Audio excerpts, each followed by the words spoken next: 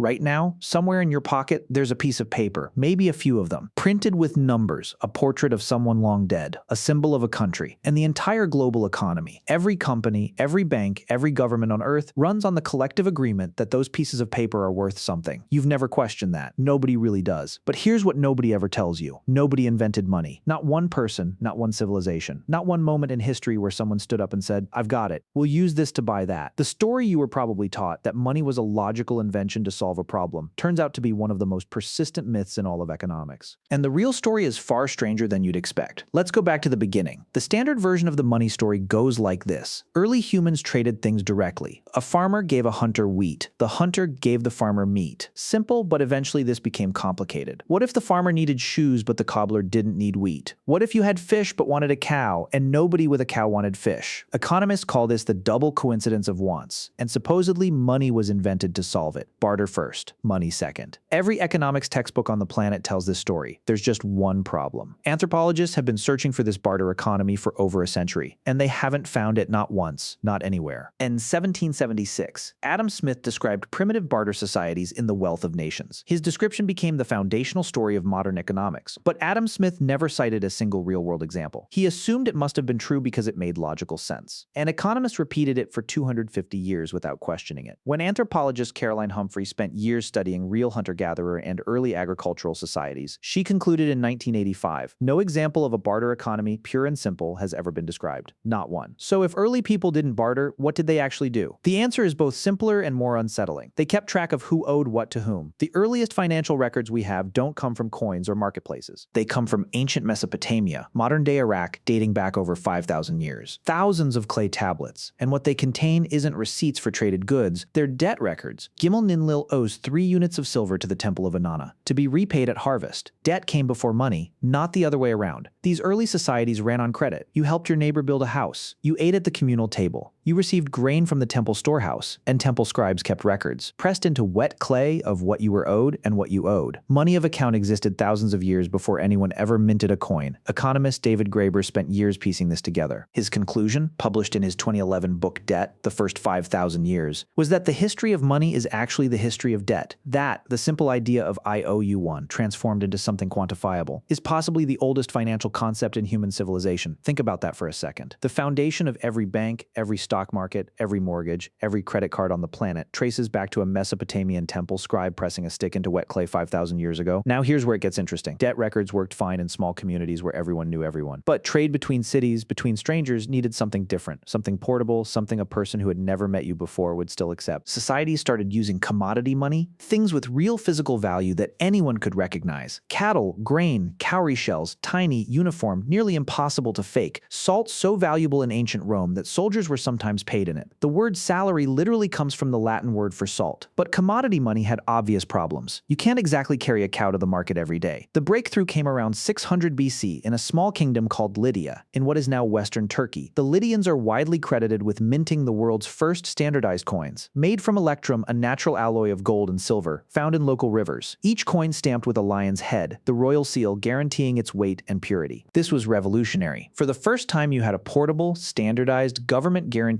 unit of value coins spread across the Greek world, then the Roman world, then everywhere Rome conquered. And with coins came something else. The first large-scale market economies, the first professional merchants, the first concept of a price, but coins had a problem of their own. They were heavy, and as trade routes stretched thousands of miles, carrying enough gold and silver to pay for a shipment of silk from China was impractical. Dangerous. Something had to replace them. In 11th century China, under the Song dynasty, merchants began depositing their heavy coins with trusted agents. In return, they received paper receipts. These receipts, called jiaozi, could be exchanged for goods anywhere the issuing merchant was trusted. Eventually, the Chinese government took over the system and began issuing official paper money, the first government-issued paper currency in human history. And here's where the story gets philosophical. Strange. Those paper notes weren't worth anything. Not intrinsically, they were worthless paper with ink on them. Their value existed entirely in people's belief that they were valuable. The government wasn't storing enough gold to back every note. They were issuing notes based on trust, on collective agreement that the numbers printed on them meant something. Every dollar, euro, and yen in existence today works exactly the same way. Modern currency isn't backed by gold. It isn't backed by anything physical at all. In 1971, President Nixon ended the last remaining link between the US dollar and gold,